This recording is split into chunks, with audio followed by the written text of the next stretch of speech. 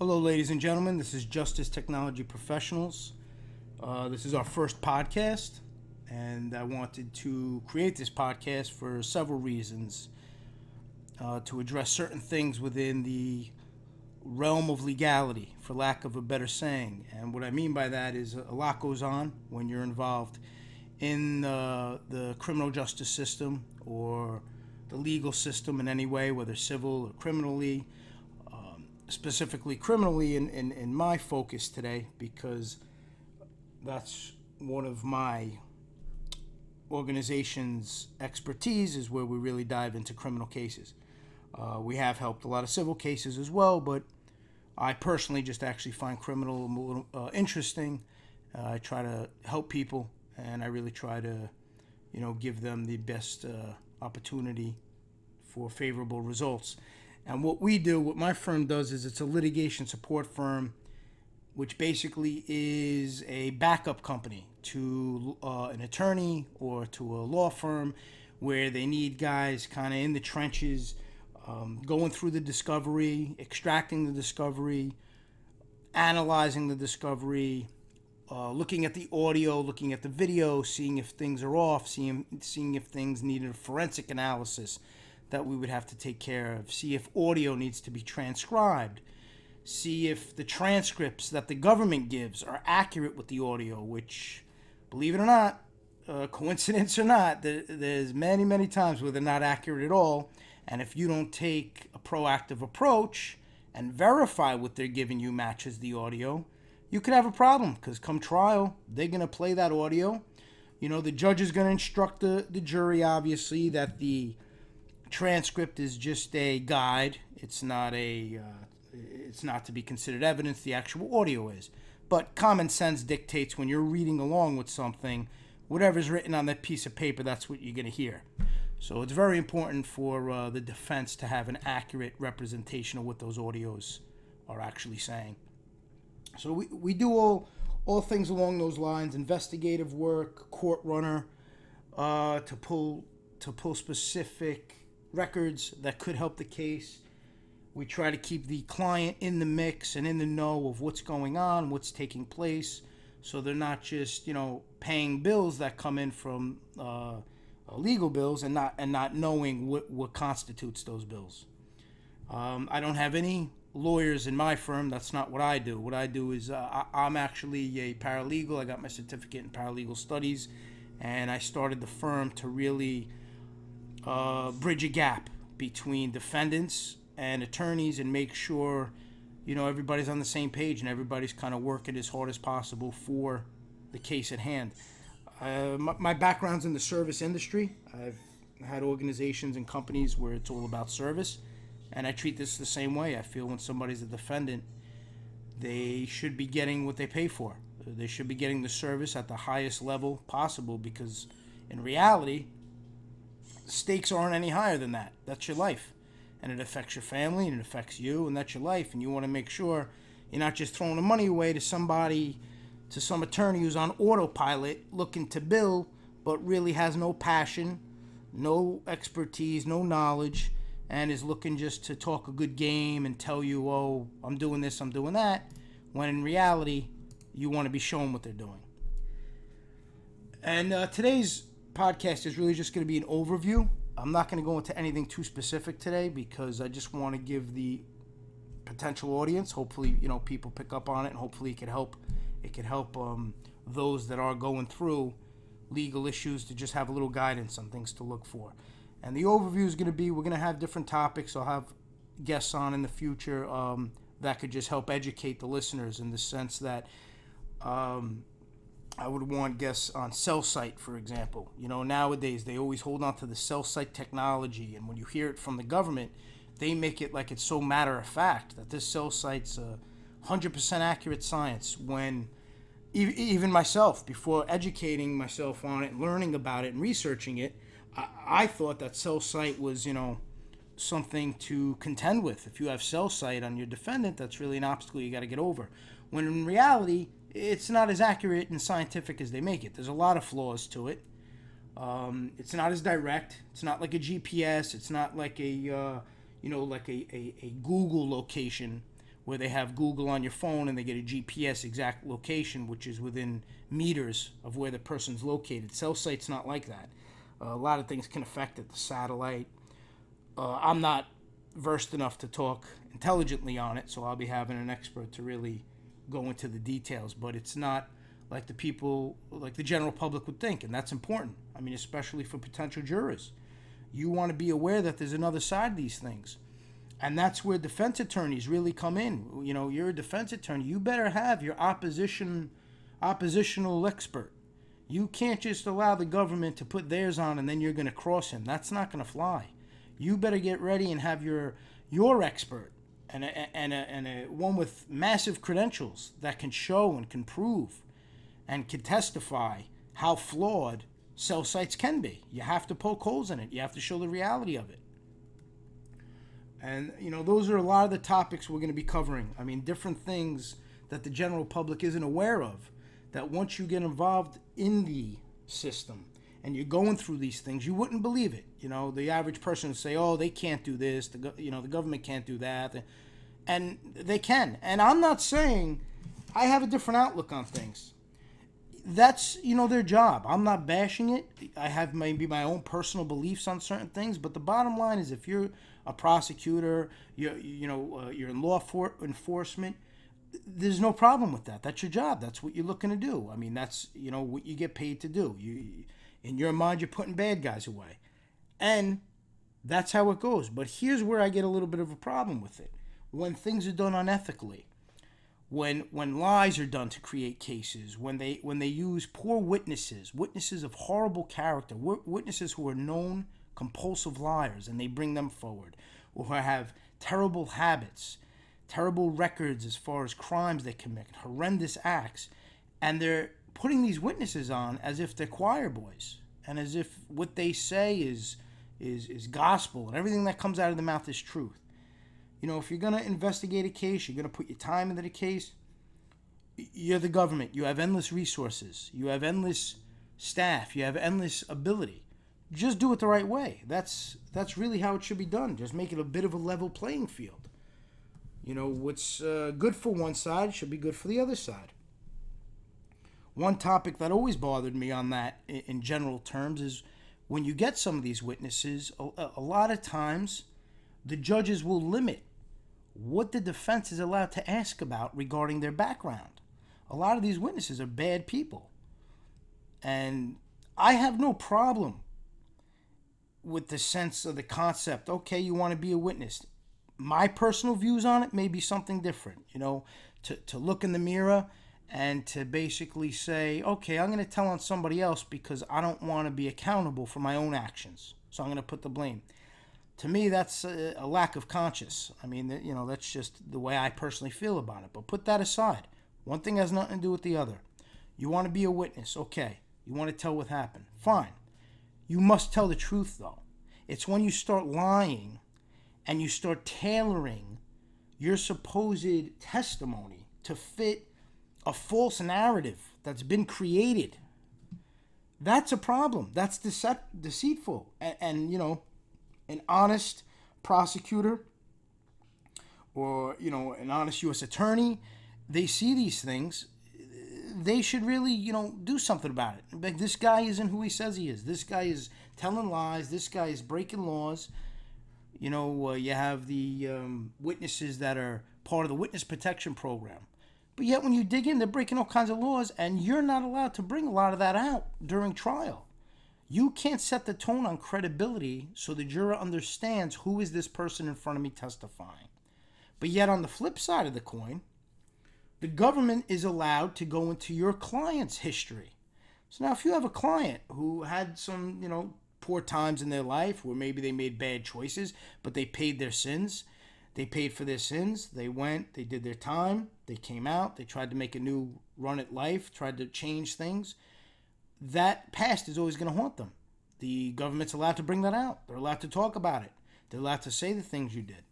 Now, just logically and commonsensically, how does that make any sense? How could it be okay for one side of the judicial system to be able to argue about somebody's background and somebody's history and poor choices they made, But the other side's limited. I have a hard time reprimanding that. One of the recent cases that I was involved in, one of the witnesses, big time domestic violence person, beat his girl up, knocked all her teeth out of her mouth.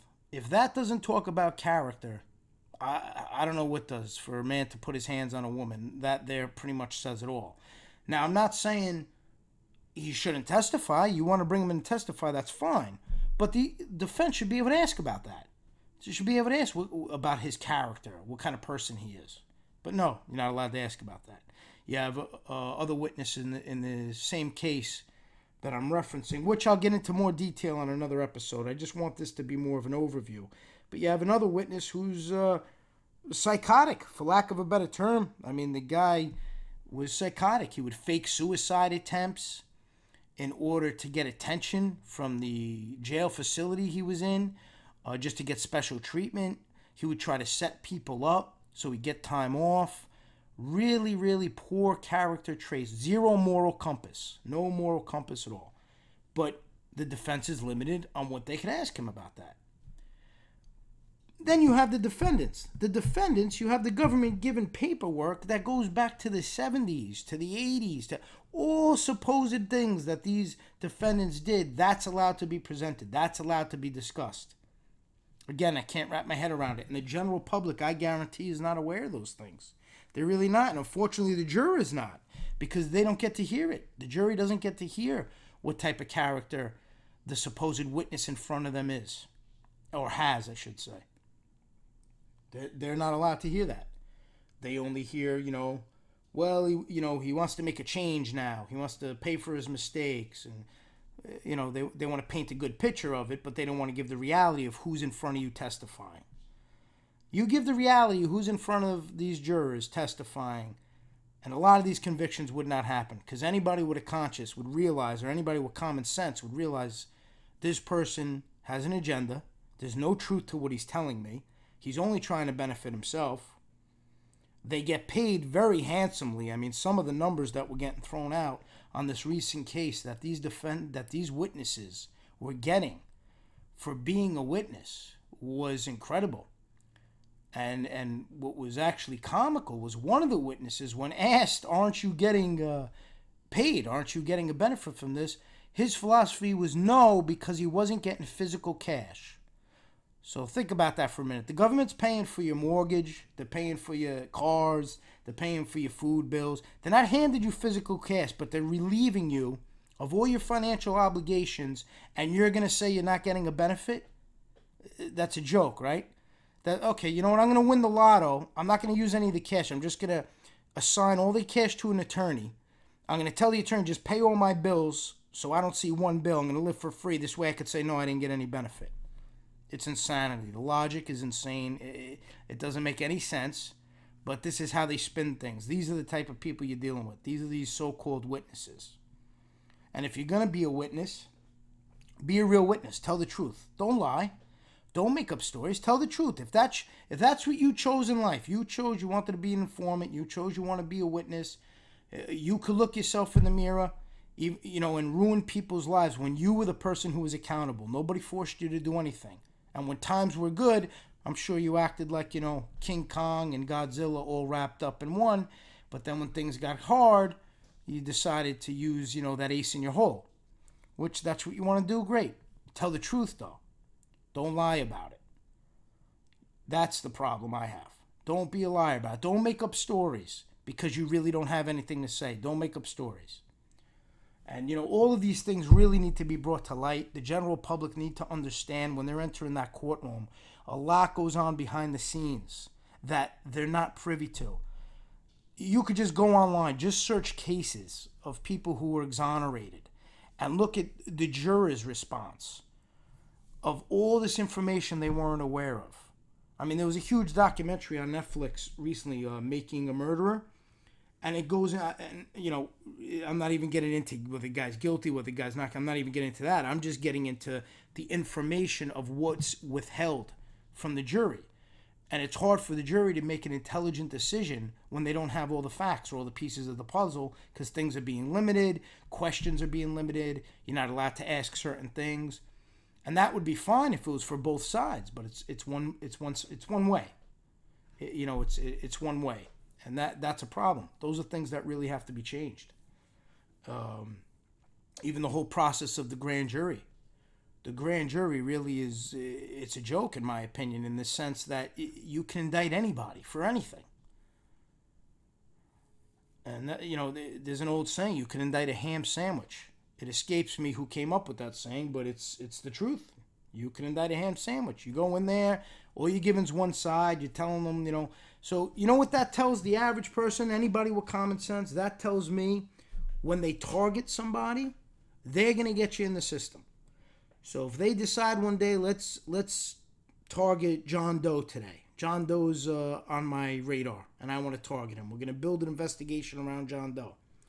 It's not a matter of whether John Doe's going to get indicted. It's not a matter of if John Doe is going to get indicted. It's a matter of when he's going to get indicted. Once that you're a target, that's it. Then you have to prove your innocence. And the truth is, I know we all know that, that's the background noise. You're innocent until proven guilty. That's not how it works. I mean, the second, especially on high-profile cases, the second you're arrested, news releases go out, press releases go out. They have you dead to rights from the second they put those cuffs on, and from the second they get their press releases out. And then they want to say, no, you're innocent until proven guilty. That's not a reality. The reality is you're guilty now, and you got to prove how innocent you truly are. And that's an uphill battle. When something's true, sometimes it's actually hard to prove because you know it's true. You know that people are lying. How do you prove somebody's lying? You have to dig deep to prove somebody's lying. You have to somehow catch them and show they're lying. They're coming up with this fascinating story. You don't know the person. You may have never met them, and you have to prove they're lying. Going back to the case I'm involved with now. The defendant, which is close to me personally, and who my firm assisted counsel with, we had attorneys Anthony DiPietro and Robert Franklin were the lead attorneys, and they asked every witness that came up on the stand. I don't remember the exact amount, but it was definitely over 10, and all those witnesses, only 2 were able to say that they knew the defendant.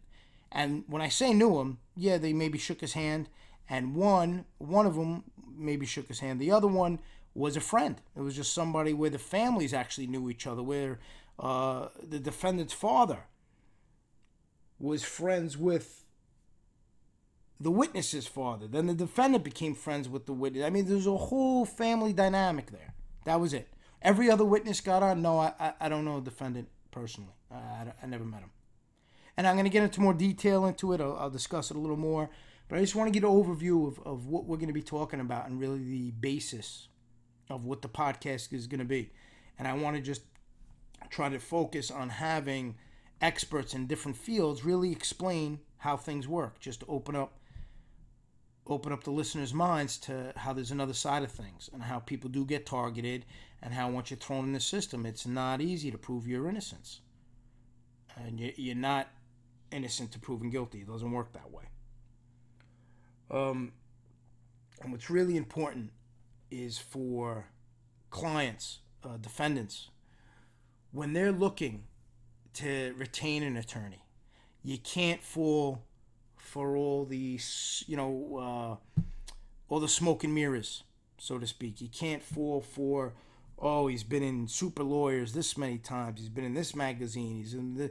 You got to really talk to them. You got to really see what they're going to do for you.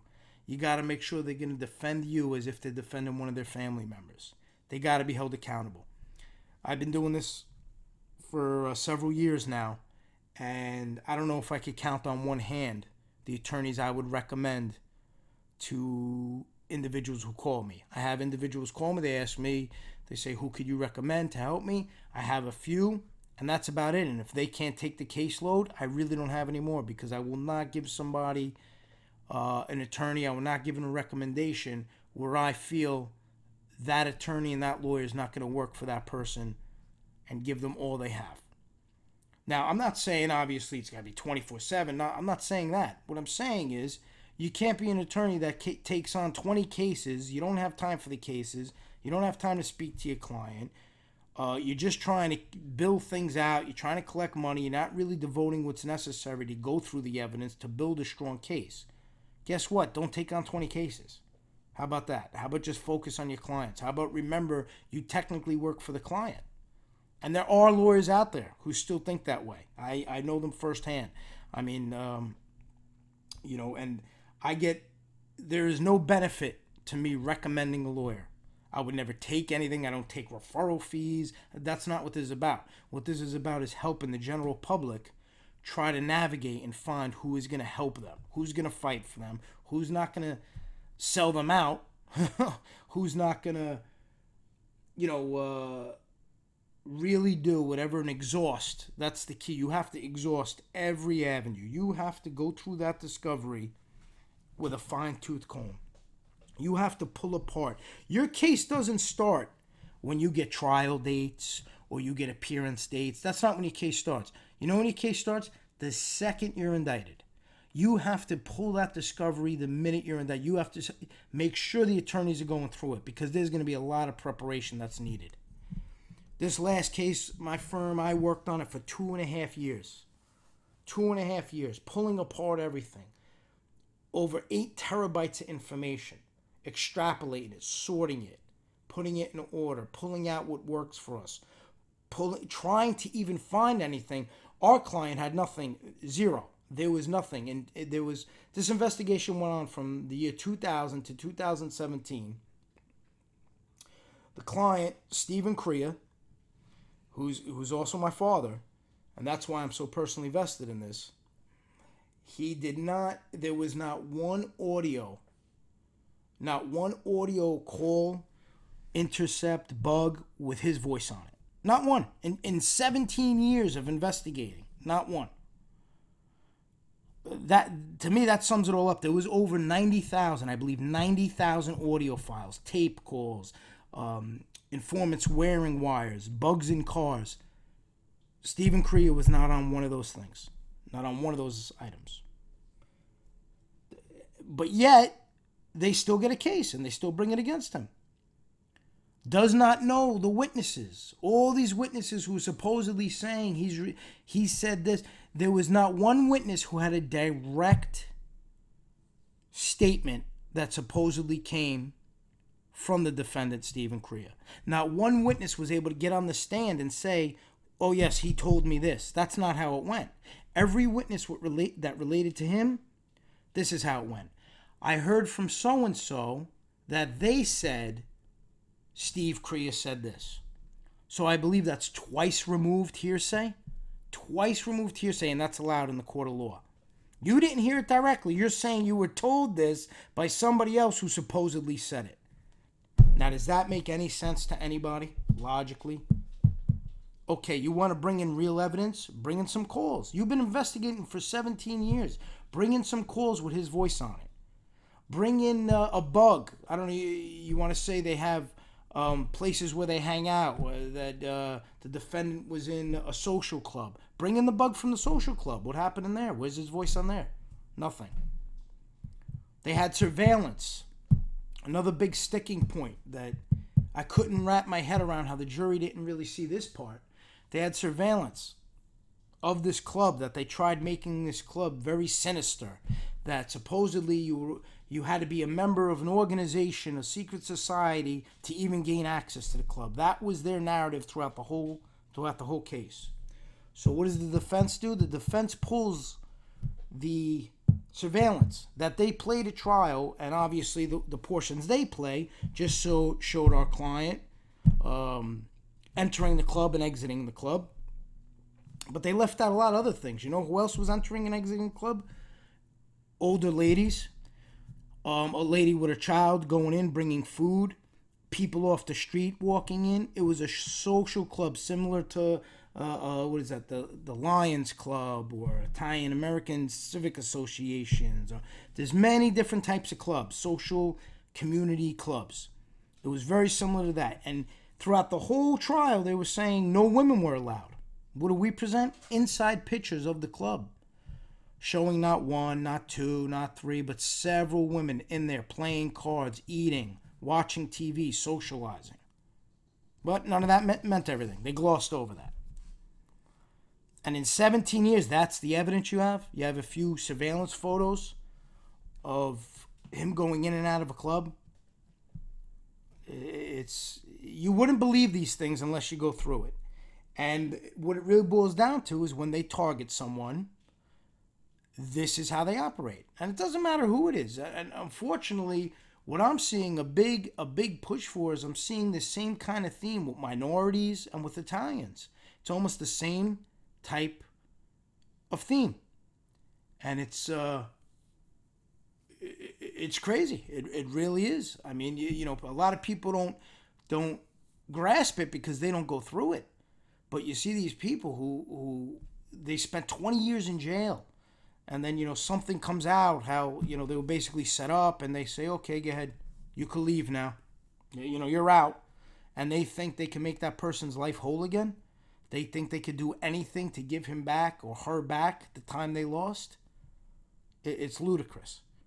It's ludicrous. And things got to be changed. And honestly, in my opinion, the only way to change it, they could go for whatever bills they want and whatever, you know, laws they want to enact. None of that's going to mean anyway. The only way to change it, in my opinion, you have to educate the jurors. The jurors have to realize what they're being faced with prior to serving on a jury panel. You got to make sure you understand the whole picture. You got to understand that things are being limited. Questions aren't being allowed in. You got to really look at the whole case. You have to throw your bias and your prejudice out the window. I don't care if you believe somebody is a member of some kind of secret society. That's irrelevant. And actually, by law, it's not illegal to be a member. The government would try to paint it that it is, but it's not. It's not illegal. So even if you believe the hype, you believe somebody's an alleged member, you want to believe that narrative. Okay, believe it. That's not illegal. The person has to commit a crime. And what was in this particular case, they saw they had no real evidence, circumstantial or direct evidence on our client. So what did they do? They introduced what's called the Pinkerton Doctrine, which I never even heard of before of this. And I'm trying to educate myself on it now. And basically, in layman's terms, I'm going to bring on somebody who could actually explain it much more intelligently than I can. But in layman terms, it basically says if you're a member of this supposed organization and somebody in the organization commits a crime, you know nothing about it. You have no knowledge about it. You don't even know what's going on. You never had one conversation about it. You didn't even know it was going to happen. Somebody commits a crime, you're now liable. You're responsible. Makes absolute zero sense because in one breath you're saying you could be a member of the organization, but you shouldn't commit a crime. So now if you don't commit a crime, but someone else does, and you have no knowledge, no participation of that, you're guilty when they introduce this Pinkerton Doctrine, and they include that in the jury charge. It just doesn't make sense, ladies and gentlemen. It doesn't make sense, and the general public really needs a good understanding of that. And I think they throw these things at the jury in these charges to confuse them, because it's hard to grasp. I've seen attorneys look at some of these jury charges and it confuses them how much is in there. They have a hard time understanding, well, how do I find if this person's guilty? How do I find if this person's not guilty? And that's a seasoned attorney. And you expect a regular, hard-working individual to know how to decipher that? And why do they do that? Why do they confuse you? That's when they want to get a conviction. They want to force a conviction. They don't want to allow the juror to use reasonable doubt. This case had more reasonable doubt than anything I have ever seen.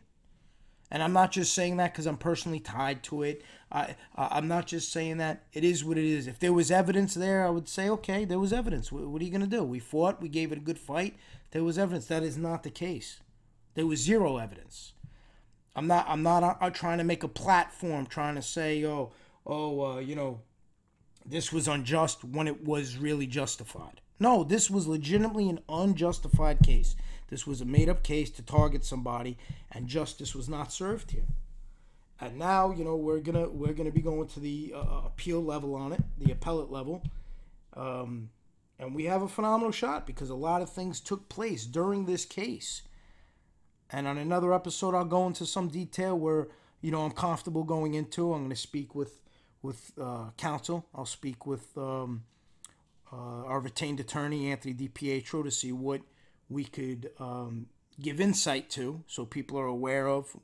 But we're working on something very, very extensive, fact-based, and really paints the picture of what took place here. This isn't a boilerplate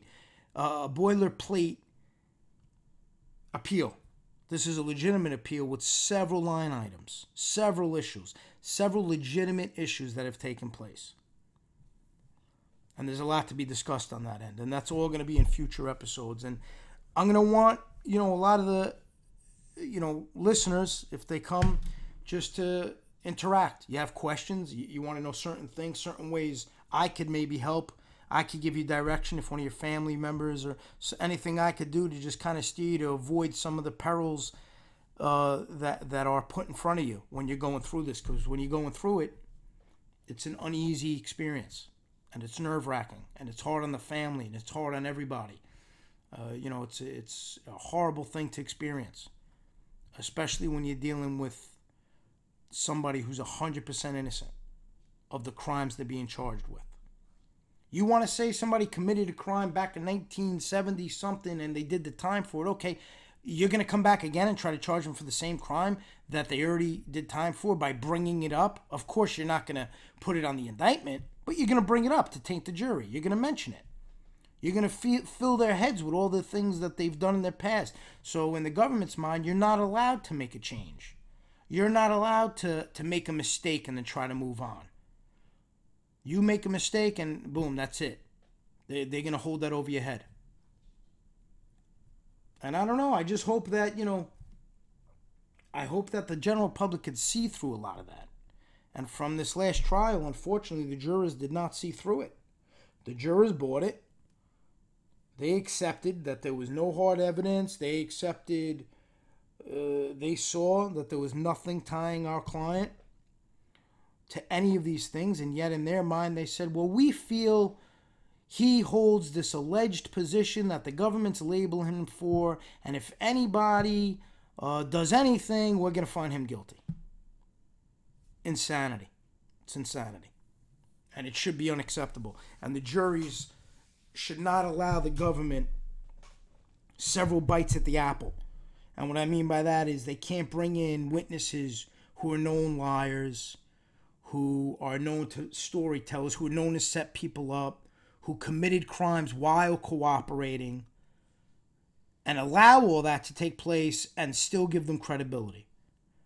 They bring in a witness who's an out-and-out perjurer. He perjured years ago on one of his cases to blame somebody else. He committed perjury, but yet they're going to bring him on again and say, well, he lied back then, but he's not lying now.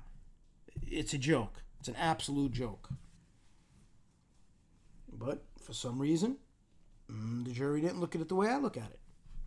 And I try to remove myself from the personal aspect of this when I'm, when I'm speaking. I try to look at this logically. And I try to analyze it as if I had no ties to it.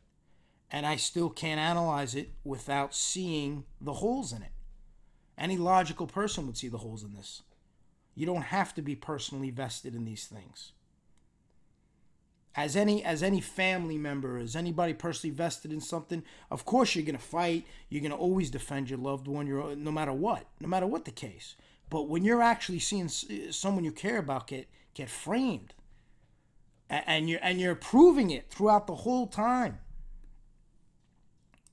I mean, I'll give you examples what I kind of touched on earlier where, and again, I'm not going to dive too much into it now. I think it's better segmented where we have specific focuses. But there'll be instances where the government will hand a transcript and they'll have things written on that transcript, that say, let's say Bobby went in the supermarket and bought a apple. They'll write that on the transcript. Then they'll play the audio and, the judge will give the speech that the transcript is not evidence, it's just an aid. But again, common sense, you're reading something, you're listening to something, you're going to believe what you're reading. It's just the way it goes. So the government gives a transcript that an apple was purchased. Meanwhile, when you listen to it, you hear it was an orange was purchased. That changes the whole dynamic. Now you try to fight that, and you try to show, no, that's not what was said. Well, they play it anyway, and they still give the jury that transcript anyway. A lot of things took place along those lines, which I'm going to go into detail about. It's not ethical. It's not justice. That's just not justice. I'm sorry, but it's not. It's not justice. Just play fair. I don't want you to like the other side. I don't want you to like the defendants. I don't want you to like the lawyers. Forget about all of that. Take all personal feelings aside. We're in the United States of America. We're supposed to have a fair legal system, right? Okay, run it fair. Just be on a level playing ground as far as that goes. You present your case fairly and honestly, and we'll present ours. Imagine if the defense would lie and create stuff or twist words on transcripts. It could be an honest mistake. We could have just messed up. But it wouldn't be painted that way. That's not the way it would be painted. That'd be a big problem. We have to make sure our facts are accurate. And rightfully so. You take that on. You can't make those mistakes. You better make sure it's accurate. Even on our end.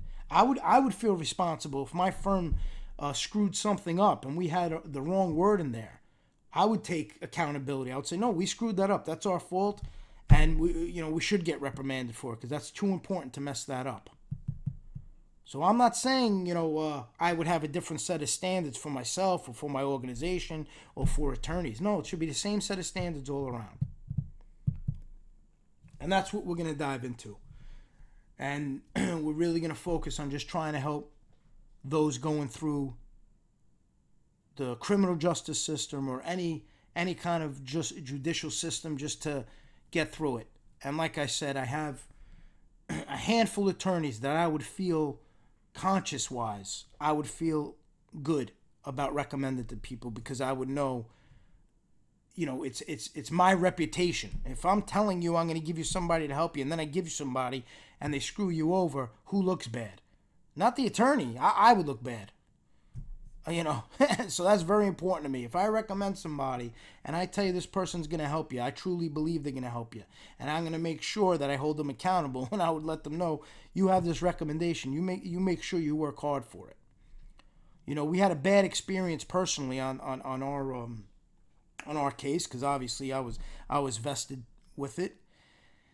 And I made sure whoever we got in there was doing their job. And I went through a couple of attorneys at the beginning, and and honestly, it was at no fault of their own. It was just dynamic was different, and I'm a little difficult to work with. I'm going to be honest because I want things done yesterday, and I want them done perfectly, and so that's on me. That part's on me. But there was one attorney you want to talk about unethical. You want to talk about a guy. I mean, this guy just made stuff up. He made up things. He made up plea offers that were supposedly given. He would gossip about other attorneys. He would bash people. Insanity. What professional person does that and operates in that manner? Who does that? Who does that? I don't care. I've been in service my whole life. I've owned businesses my whole life. I couldn't care if I hated my client. They would never know it. I would always treat them with professionalism. I would always give them 110% of my effort because they hired me. Otherwise, I just wouldn't take the money. If I didn't want to do it, I just won't take the money and I'm not going to work. But you want to operate in that manner and then you want to spread lies and you want to badmouth people. You want to badmouth other attorneys. You want to cause havoc. And then you leave it on the family to have to get rid of you. And then you want to spin that story of why we got rid of you. Just be careful. Honestly, people, just be careful of who you bring in. These attorneys have to be there and they have to be fighting for you and fighting for your families and fighting for your life. You make sure they have the moral compass to do that. Because if they don't, run for the hills. If they're in it for the money, that's not who you want. There's a dime a dozen of those type of people who are in it for money in every kind of industry. That's not who we need as a society. Society needs legitimate people, somebody who's hardworking, ethical people. I was always taught you can't be lazy in life and expect to do well. You got to really break your ass. And I'm sorry to put it that way, but that's the way you have to do it. You really do. You have to work hard all the time and the results will come. And if you promise somebody, you sign up to help them, you better help them. You don't take their money and then just blow it off and then BS them that you're helping them. That's ridiculous. That's unethical. That tells me you have no conscience. You have all the BS and all the hype, and that's all nonsense. That's all nonsense.